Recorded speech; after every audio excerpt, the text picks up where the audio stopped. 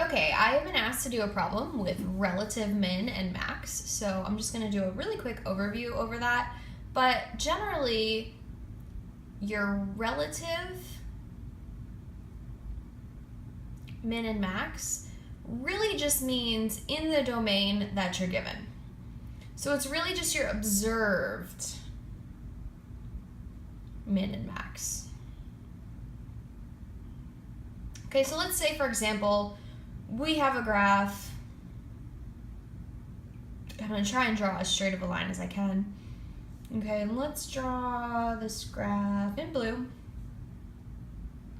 And it might look somewhat like this. And we say find the relative min and find the relative max.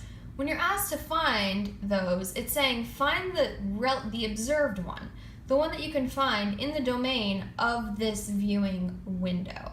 Okay, so obviously the domain of this function is all real numbers because we have an expansion to the left and an expansion to the right. But in this viewing window, what are we observing? We're observing a maximum value here and a minimum value here. Okay, and the reason why we call them a relative min and max, again, is because this is going to continue expanding and it's going to continue going to negative infinity. So really, the minimum is negative infinity because it's going to keep going down.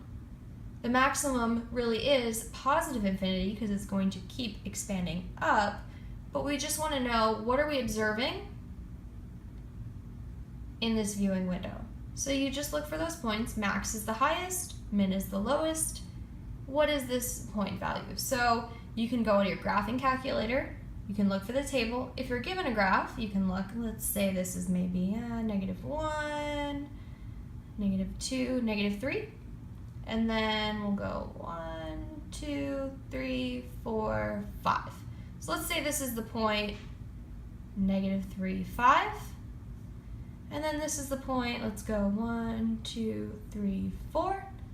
And -1, -2, -3, -4, -5.